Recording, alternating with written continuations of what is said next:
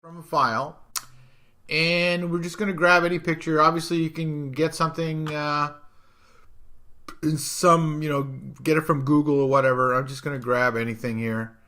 Hey, there's a great picture, Beatles. And then what you're going to do in your program, PowerPoint or whatever, you're going to go to Arrange and Send to the Back.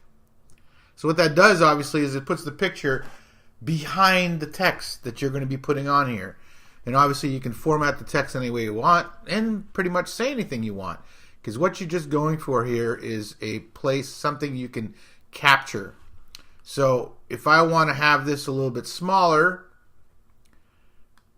like so, because I want to get the whole picture in the actual, there you go, page, I'm just going to do that. Click on the side someplace so you don't have any of those little silly little dots. And then the other tool you probably already have, if you don't, you should get it because it's free, is Jing. Go to jingproject.com. You can either have it on the right hand side to have a little star. I particularly like to have it up here where the sun is hidden in my toolbar. And I'm just going to go capture. And I'm going to take it from the top left corner, hold my mouse down, and capture this whole page. And then let go.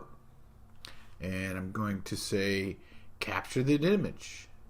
So it's just captured it right here. Pretty cool, right? And I'm going to name it.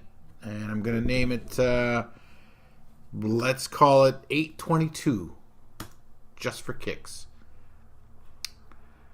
And I'm going to save it. Where do you want to save it? I'm going to save it on my desktop so I know where it is when I need to get it later on. Okay?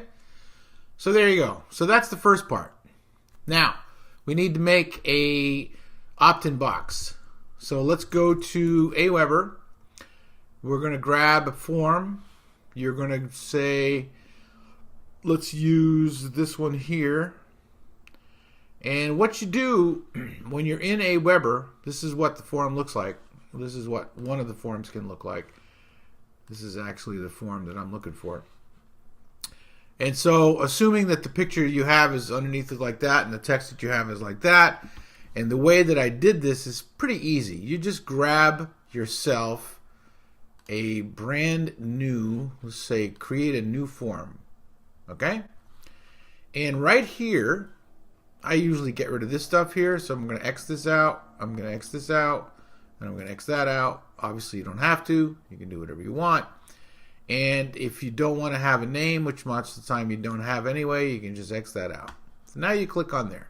You got a header.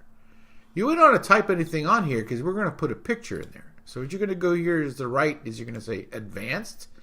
And you're going to type in the URL where you have uploaded the wonderful picture that you just created. Well, I didn't upload it yet, Dave. Okay, so you're going to go to your program, that's your WSFTP or Fetch for Mac, and you're going to go to the website. So in this particular case, I decided to pick the folder Escape, which is corresponds to the escapeintoprosperity.com website that I have. And if I want to create a new folder, I'm going to go like that, and I'm going to call it, you can call it anything you want, based on whatever the name is or the title is of going to be of your new capture page. So let's say it's going to be called Success. All right? So we're going to type in Success. We just created a new directory, right? Because you're not making a subdirectory here. You're actually making a directory. I'm going to double click on that.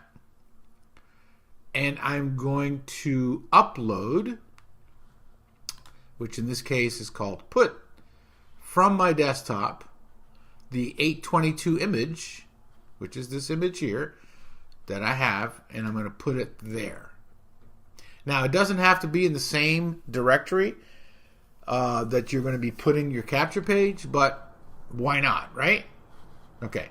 So what I do now is I click on this twice, so I can highlight it, and I do a Command-C or a Control-C on a PC so I can capture the name and copy it. I'm going to go back to